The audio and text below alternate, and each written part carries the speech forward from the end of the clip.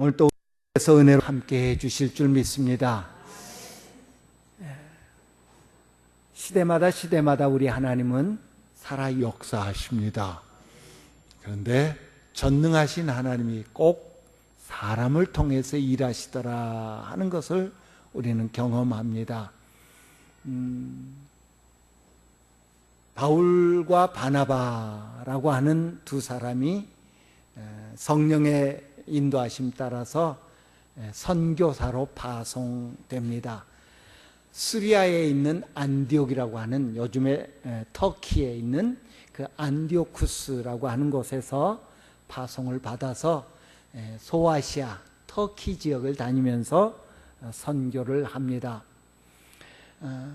안디옥 교회가 최초의 선교사 파송하는 그런 교회로 하나님 앞에 쓰임받습니다. 그런데 이 안디옥 교회가 하나님 앞에 쓰임받게 된 것은 어느 날 갑자기 아니라 오랜 시간 준비되는 그런 기간이 있었음을 우리는 성경을 통해서 봅니다. 몇 사람이 안디옥에 가서 예수 그리스도를 전했습니다. 뜻밖의 많은 사람들이, 특별히 이방인들이, 유대인이 아닌 사람들이 예수를 믿습니다. 그 소식을 들은 예루살렘 지도자들이 바나바를 그곳으로 파송합니다. 가서 그 교회 성도, 그 안디옥에 있는 성도들을 좀 도와주십시오 해서 요즘 말로 하면 선교사로 파송이 되지요. 가서 바나바가 참 심성이 좋은 사람이라고 성경은 말합니다. 그가 베푼 덕으로 인해서 더 많은 사람들이 이제 예수님을 영접하고 교회가 부흥하게 됩니다. 아마 혼자 힘으로 감당하기 어려웠던 것 같습니다. 그래서 고향에 내려가 있는, 다소라고 하는 고향에 내려가 있는 사울을 데려다가 함께 사역합니다. 함께 여러 날 있으면서 에베소 교회 성도들을 도왔는데 그 성도들이 든든히 서갑니다. 그때 성령께서 이 두 사람 선교사로 파송해라 라고 에베소 교회에 역사하셨고, 그래서 그들을 선교사로 파송합니다. 소아시아 지역, 터키 지역을 다니면서 복음을 전하다가 돌아옵니다. 돌아와서도 사도행전 14장 마지막 절에 보니까 여러 날을 안디옥에 머물면서 성도들을 도왔다라고 말합니다. 안디옥 교회가 주변에 많은 영향을 끼칠 수 있는 교회가 되었던 것은 어느 날 갑자기 되어진 것이 아니더라는 말입니다. 안디옥 교회는 어머니 교회, 모교회라고 그러죠. 어머니 교회 격인 예루살렘 교회가 기근으로 인해서 성도들이 어려움을 겪는다라는 소식이 전해지자 헌금을 해서 그것을 가지고 이제 구제도 하기도 하고요. 이렇게 영향을 끼치는 교회가 됐는데, 그러기까지 바울과 바나바의 지도 아래서 여러 시간이 필요했더라 하는 것입니다.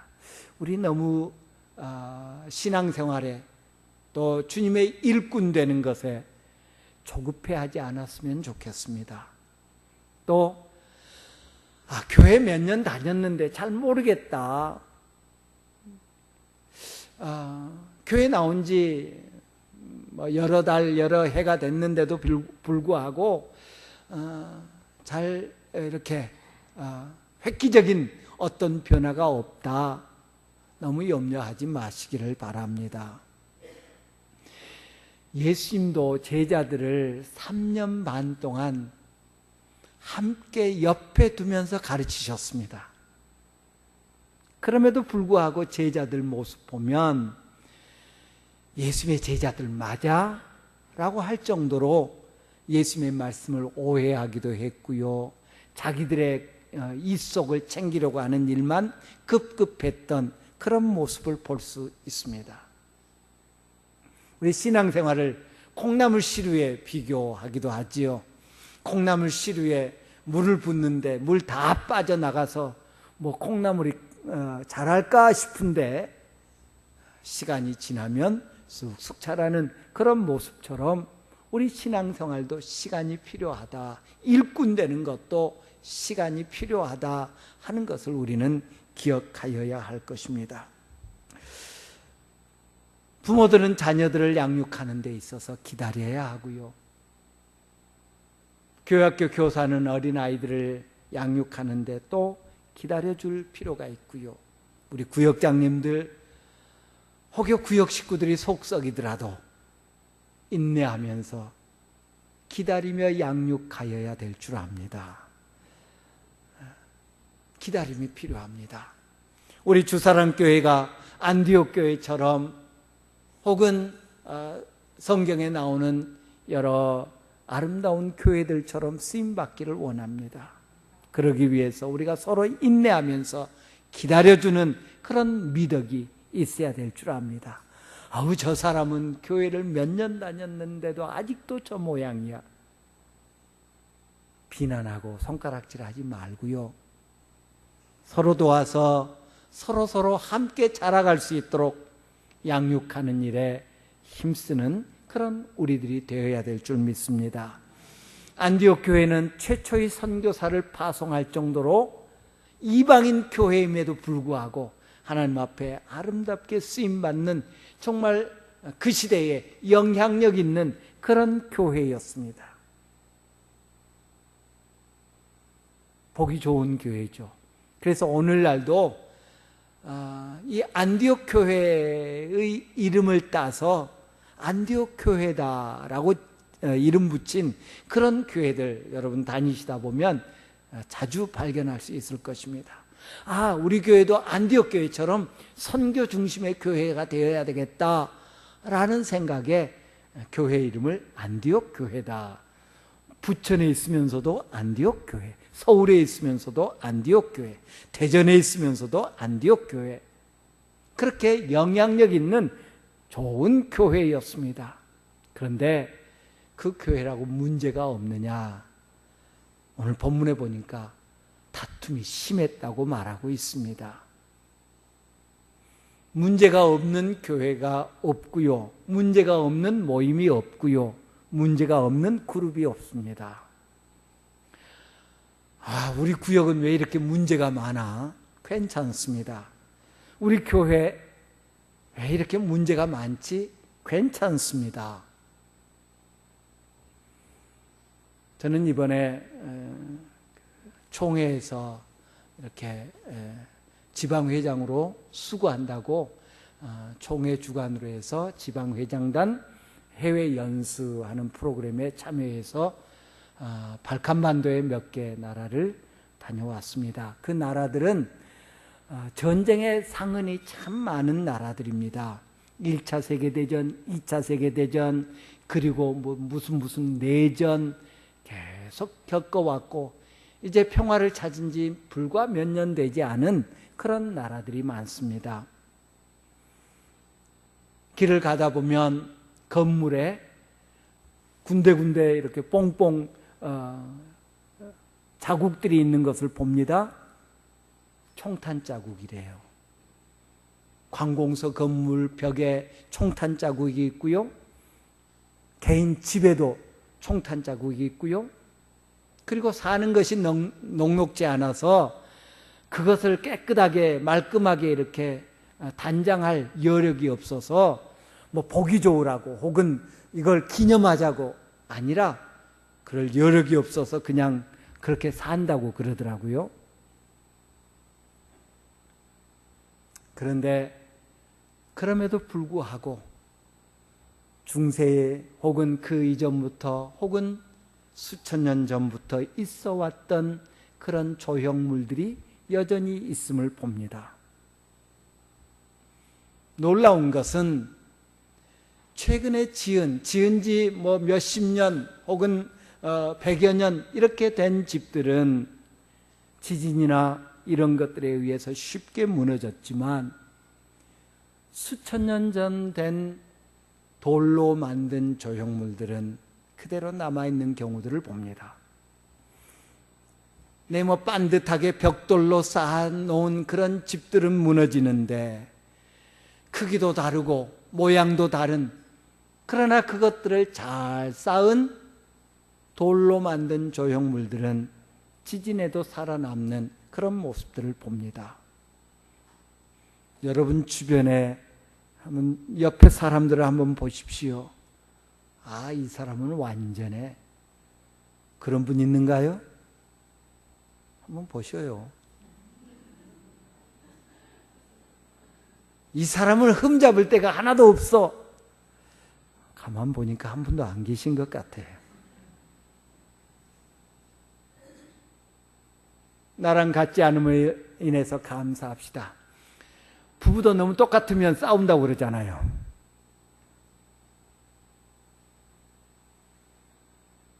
같지 않기 때문에 감사하고 서로 다르기 때문에 그 상대편의 부족한 부분을 채워주고 그것을 통해서 더 하나됨이 강하여지는 줄 믿습니다. 문제가 없어서 좋은 것이 아니라 문제가 있는데 그 문제를 어떻게 다루느냐에 따라서 강하고 약함이 결정되어집니다. 문제가 없는 모임, 문제가 없는 교회, 문제가 없는 어떤 그룹은 없다라는 것입니다. 우리 모두 불완전한 사람들이기 때문입니다. 문제는 다 있습니다. 그런데 그 문제를 어떻게 다루느냐 하는 것입니다. 문제가 생길 때 우리는 그 문제를 직시하여야 됩니다. 무슨 문제냐? 뭐가 문제인가? 뭐가 문제인가?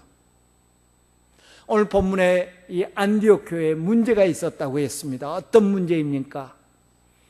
바울과 바나바가 안디옥 교회에 여러 날 있으면서 오랫동안 있으면서 그들을 가르친 구원에 대한 그 뿌리를 흔들어 버리는 그런 문제였습니다. 오늘 본문 1절에 보니까 예루살렘에서 온, 유대에서 온 어떤 사람들이 안디옥 교회 성도들을 가르칩니다. 뭐라고 가르칩니까? 할례를 받지 아니하면 구원받을 수 없다라고 가르칩니다. 바울과 바나바는 그렇게 가르치지 않았습니다. 오늘 본문에 나온 것처럼 믿음으로 구원받습니다. 예수를 믿으면 구원받습니다. 혹은 주님의 은혜로 구원받습니다 라고 가르쳤습니다. 그런데 할례 받아야 구원받지, 할례 받지 않으면 구원받을 수 없다라고 가르칩니다. 아주 근본부터 흔들어버리는 그런 커다란 문제였습니다. 안디옥 교회 성도들은 그동안 내가 구원받았다라는 기쁨에 가득 찼음이 분명합니다. 우리 다음에 보겠습니다만 사도행전 16장에 보면 빌립보라고 하는 곳에 감옥에 바울과 실라가 갇혀있던 장면이 나옵니다. 지진이 나고 감옥문이 다 열립니다. 간수가, 죄수들이 다 도망간 줄 알고 자결하려고 합니다. 우리 도망가지 않았습니다. 당신 몸에 손대지 마십시오. 어떻게 하면 우리가 구원받습니까? 선생님들이여, 내가 어떻게 하면 구원을 얻습니까? 주 예수를 믿으십시오. 그리하면 당신과 당신 집이 구원을 받을 것입니다. 그래서 그가 예수님을 영접합니다. 사도행전 16장 34절에 보면 그와 온 집이 하나님을 믿음으로 크게 기뻐하니라. 하나님을 믿는 그 결과는, 믿음의 결과는 기쁨으로 나타납니다. 안디옥 교회 성도들도 마찬가지였을 것입니다. 바울과 바나바를 통해서 예수 그리스도를 알게 되고 예수 그리스도를 믿게 됩니다.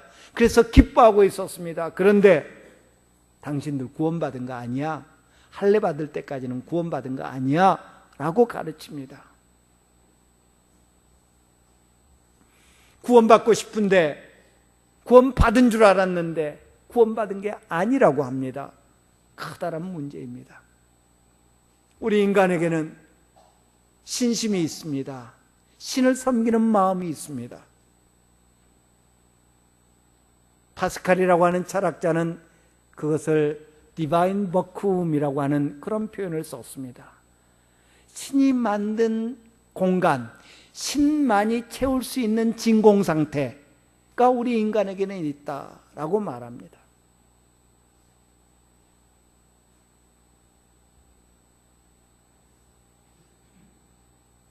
세상에 그 어떤 동물도 신을 섬기는 행위를 하지 않습니다. 그러나 인간은 아무리 미개한 부족이라 할지라도 문명과 한 번도 접해보지 못한 그런 사람들이라 할지라도 저 아마존 깊은 곳에서도 신을 섬기는 행위를 한답니다. 왜? 하나님이 인간을 창조하실 때 다른 동물과 구별되게 창조하셨습니다. 사람을 만드시고 그 코에 생기를 불어넣으시니 생령이 된지라. 영어 표현을 보니까 living soul이라는 그런 표현을 썼습니다.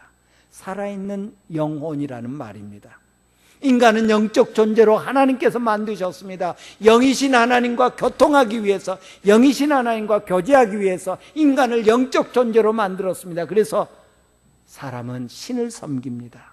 신을 찾습니다. 어떤 바리새인들이 예수님을 시험하려 하여서 예수님께 질문합니다. 우리가 무엇을 하여야 영생을 얻으리까? 어떤 젊은 청년이 예수님께 나와 묻습니다. 선생님, 내가 무슨 선한 일을 하여야 영생을 얻으리까?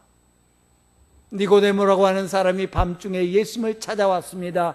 예수님은 니고데모에게 말합니다. 사람이 거듭나지 아니하면 하나님 나라에 올 수 없느니라 라고 말씀하신 것 보아서 니고데모가 하나님 나라에 대해서, 구원에 대해서 질문을 했던 것 같습니다. 이처럼 사람들은 구원을 추구합니다. 구원을 얻고 싶습니다. 그런데 세상의 종교들은 크게 둘로 나눌 수 있습니다. 그 하나는 인간에게 가능성, 인간에게 잠재력이 있다고 믿어서 우리가 열심히 하면 우리 스스로를 구원할 수 있다고 믿는 그런 종교입니다. 내가 선행을 많이 하고, 내가 구제를 많이 하고, 내가 나 자신을 극기하면 내가 신이 될 수 있다. 내가 하나님이 될 수 있다. 인간이 신이 될 수 있다. 인간이 스스로를 구원할 수 있다고 믿는 그런 종교입니다.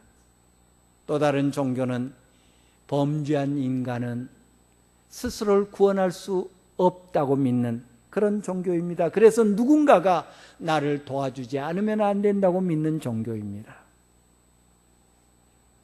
세상에는 유일신을 믿는 종교가 있습니다. 유대교가 그렇지요. 야훼, 여호와 하나님을 믿는 유대교가 유일신의 종교입니다. 또 이슬람교, 알라를 신봉하는 그런 이슬람교가 유일신을 신봉하는 종교고요. 로만 카톨릭, 하나님을 믿지요. 우리 개신교가 그렇습니다. 모두 다 똑같은 하나님을 섬긴다고 말합니다. 그런데 오늘 본문에 유대교를 신봉했던, 예수를 믿음에도 불구하고 유대교를 신봉했던 사람들은 할례 받아야 구원받는다, 행위를 강조합니다. 모세의 율법을 행하라고 명령해야 된다, 행위를 강조합니다. 행함을 통해서 구원에 이른다고 생각합니다. 이슬람교도 마찬가지입니다. 행위를 강조합니다. 로만 카톨릭도 안타깝게도 그렇습니다. 죄 사함을 받기 위해서 무언가를 행하여야 된다고 말합니다. 유럽을 가면 카톨릭 국가들, 또 남미에도 카톨릭 국가들이 있습니다. 작년에 까미노 데 산티아고를 걸으면서 수많은 성당들과 수많은 마을들을 지났습니다. 그 마을들마다 우리 마을의 수호성인, 우리 마을의 수호신을 섬깁니다. 타자, 누군가가 나를 도와줘야 되는데, 내가 구원받기 위해서, 내 인생의 문제를 해결하기 위해서 누군가가 나를 도와줘야 되는데, 도와줄 만한 분을 잘 선택해야 됩니다. 성경은 말합니다. 구원 얻을 이름을 예수 외에 준 적이 없다고 우리에게 가르쳐 줍니다. 예수님만이 우리의 구원자, 우리를 구원하실 수 있는 자격과 능력을 갖춘 분임을 성경은 우리에게 가르쳐 줍니다. 그 어떤 위인도, 그 어떤 소위 성인도 우리를 우리의 죄의 문제에서 구원해 줄 자가 없습니다. 그런데 할례를 받아야 구원을 얻는다라고 가르칩니다. 얼마나 당황했겠습니까? 할례에 대해서 생각해 봅니다. 여러분 오늘 가셔서 창세기 17장을 잘 읽어보시기를 바랍니다. 하나님께서 이스라엘 백성에게, 아브라함에게 최초로 할례를 명령하신 그런 대목입니다. 그런데 1절부터 8절까지 보면 하나님께서 할례의 할자도 이야기하지 않습니다. 아브라함아, 내가 너와 언약을 맺으마. 하나님께서 일방적으로 아브라함에게 약속을 주십니다. 내가 너를 이렇게 해주마. 내가 너의 후손들을 이렇게 해주마. 하나님께서 약속을 주십니다. 그리고 9절 이하에서 그 약속의 징표로 할례를 받으라고 말합니다. 너와 나 사이에는 약속이 있는 사이. 그런데 그 약속은 결코 어길 수 없는 약속. 너는 내 약속의 대상이야. 약속의 대상임을 증거하기 위해서 징표로 할례를, 모든 남자들은 할례를 받아야 한다라고 말씀하고 있습니다. 언약을 주신 하나님께서 언약의 징표로 할례를 주셨습니다. 할례를 명하셨습니다. 할례 받으니까 약속을 해줄게. 너 할례 받았으니까, 너 피 흘렸으니까 내가 약속을 줄게. 아니었다는 말입니다. 할례 받아야 구원받는다 라는 말을 오늘 우리에게 적용한다면 세례 받아야 구원받는다 라고 말하는 것과 같을 것입니다. 어떤 학자도, 어떤 목사님도, 어떤 교회도 세례 받아야만 구원받는다 라고 말하지 않습니다. 왜? 세례는 하나님의 자녀됨에 대한 표시에 불과하기 때문입니다. 예수를 나의 주와 구주로 영접하면 세례와 상관없이 구원받는 줄 믿습니다. 마찬가지로 할례도 똑같은 역할이라는 것입니다. 할례 때문에 구원받는 것이 아니라, 할례 때문에 하나님의 백성이 된 것이 아니라, 하나님의 백성이기 때문에 나는 하나님의 백성이다 라는 징표로 할례를 받는 것입니다. 그런 주장에 대해서 바울과 바나바는 결연히 반대합니다. 오늘 본문 2절에 보면 적지 아니한 다툼이 있었다. 적지 아니한 다툼이 있었다라고 말합니다. 유대에서 와서 이 사람들을 가르칩니다. 안디옥에 있는 성도들을 가르칩니다.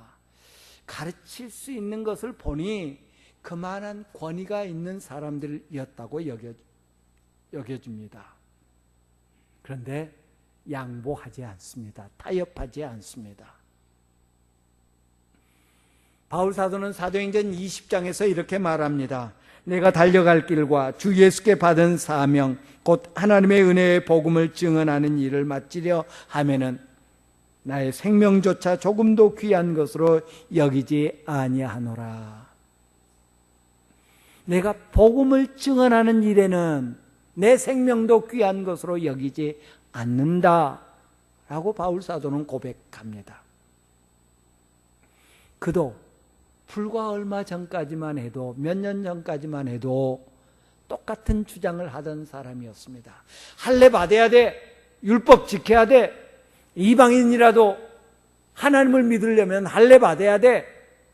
라고 주장했던 그런 사람입니다. 유대교에 아주 신봉했던 그런 사람입니다. 바리새인 중에 바리새인이라고 스스로를 고백할 정도였습니다. 그랬던 그가 할례 받아야 구원받는다는 주장에 대해서 다투면서까지, 적지 않은 다툼을 하면서까지 반대합니다. 왜? 그는 지금까지 단 한 번도 타협하려고 하지 않았습니다. 비시디아 안디옥에서 쫓겨나면서까지도, 또 이고니온이라는 곳에서 돌에 맞아서 죽은 줄 알 지경이 될 정도까지 곤혹을 당하면서도 그는 타협하지 않았습니다. 왜? 새롭게 안 진리가 너무 귀한 것이었기 때문에, 진리를 체험했기 때문에, 예수님을 만났기 때문에, 예수님을 만난 그 만남이 자기의 행위에 근거한 것이 아니라, 할례받았기 때문에 예수님을 만난 것이 아니라 예수님이 만나주신 주님의 은혜였기 때문에, 이방인들이 주님의 은혜를 받는 것을 친히 목격했기 때문에 그는 타협할 수가 없었습니다. 지난날 자기가 신봉했던 그 유대교의 진리들, 유대교가 주장하는 진리들, 그것이 나를 해롭게 하는 것이었다, 빌립보서에서 말합니다. 나는 지난날 내가 그렇게 주장했던 것들을 배설물처럼 여긴다, 빌립보서에서 말하지 않습니까? 우리 모두 진리를 체험하기를 바랍니다. 주님을 만납시다. 주님을 바로 합시다. 그럴 때 우리는 거짓된 진리에 현혹되지 않을 수 있습니다. 바울과 바나바는 결단코 타협하지 않습니다. 생명의 위협을 느끼면서도 타협하지 않습니다. 왜? 그들이 만난 예수가, 주님의 은혜가 진리라는 것을 알았기 때문입니다.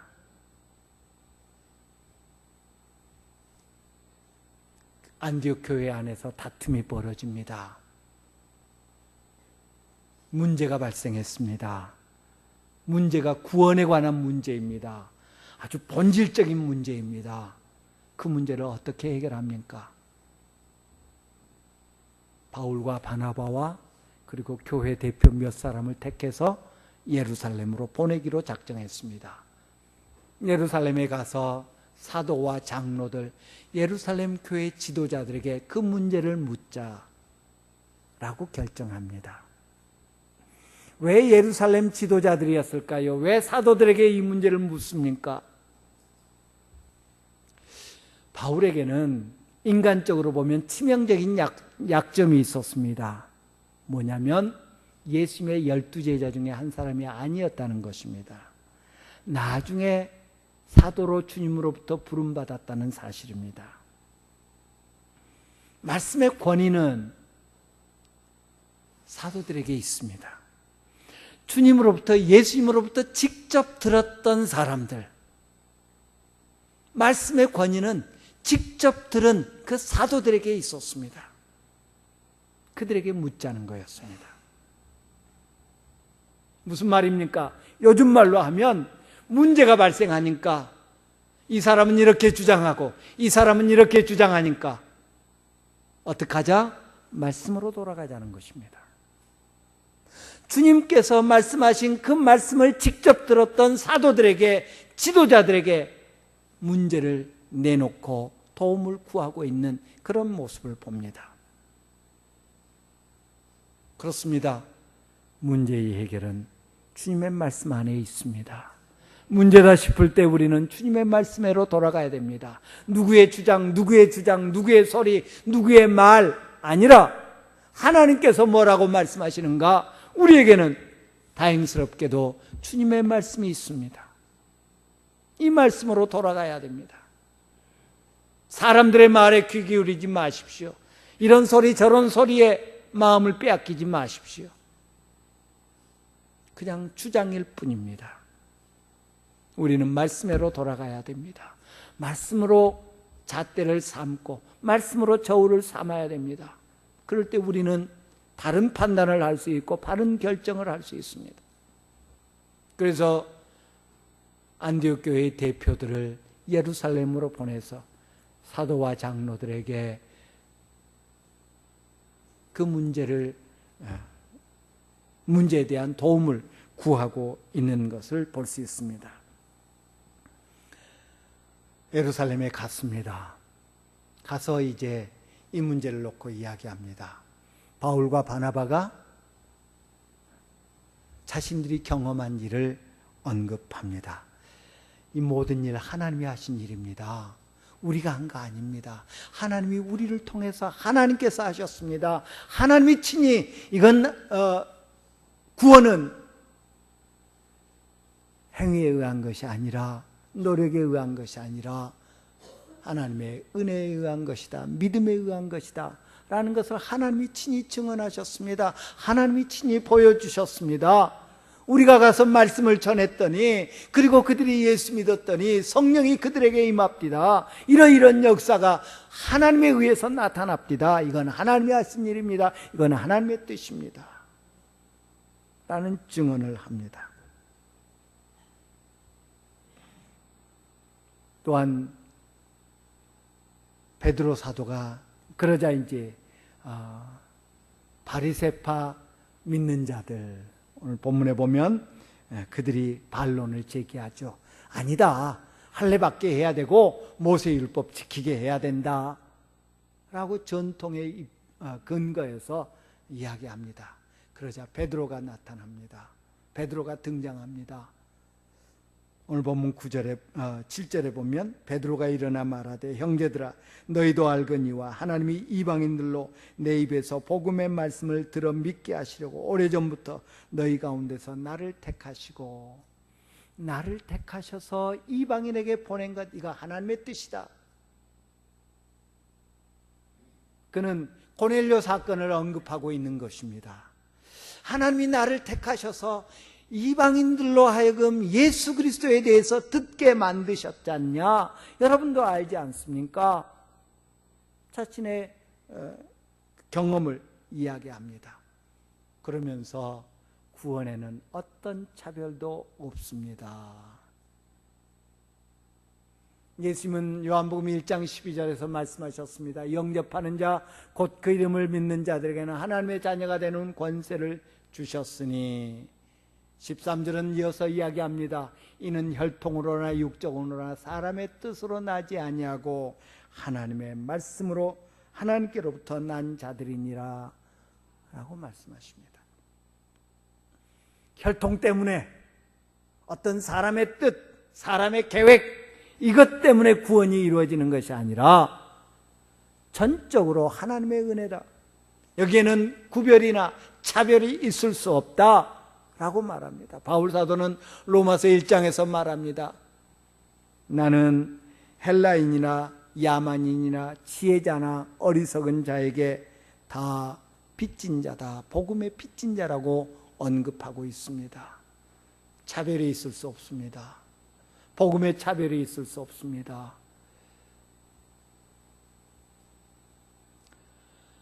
1989년에 필리핀 마닐라에서 로잔2라고 하는 세계 선교대회가 있었습니다. 운이 좋게도 한국 대표로 참석한 적이 있는데, 그 당시에 중국과 북한을 제외한 1989년 당시만 해도 중국이 이렇게 닫혀 있을 때니까 중국과 북한을 제외한 세계 모든 나라로부터 선교 지도자들이 파송되어서 선교 대회를 합니다. 혈통, 피부색, 언어, 주 안에서 어떤 장벽도 없음을 확인하는 그런 기회였습니다.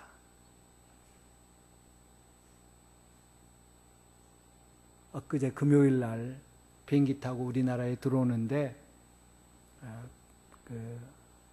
카타르 도하라고 하는 공항에서 갈아타는데요, 거기서 우리와 똑같은 비행기를 타려고 기다리는 흑인 한 분을 이렇게 봤어요. 그런데 흑인들을 제가 꽤 봤습니다마는, 대단히 죄송한 이야기지만 검어도 그렇게 검을 수가 없습니다. 좀 어둑어둑한 데 있으니까 아예 안 보여요. 정말 거뭅디다.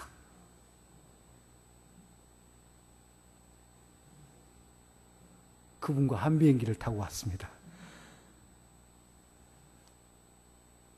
주님 안에서는 혈통, 혈색, 피부색, 혈색이 아니죠. 피부색, 말, 어떤 차별도 어떤 구별도 있을 수 없다고 성경은 우리에게 가르쳐 줍니다. 우리가 그런 선입견을 깹시다. 저 사람은 안 믿을 거야. 저 사람은 안 될 거야. 저 사람은 전도해봤자 안 될 거야. 아니라는 것입니다.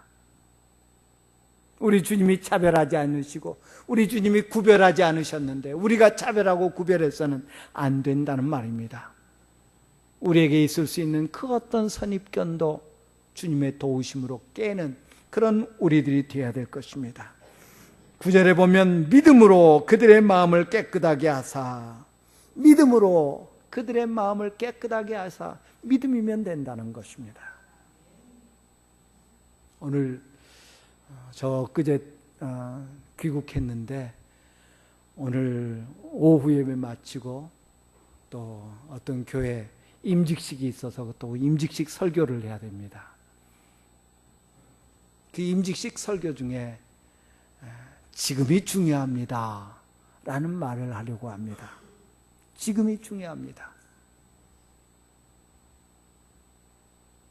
우리 주님께서 지금 우리를 부르셨습니다. 지금 우리에게 역사하십니다. 선입견을 가지지 맙시다.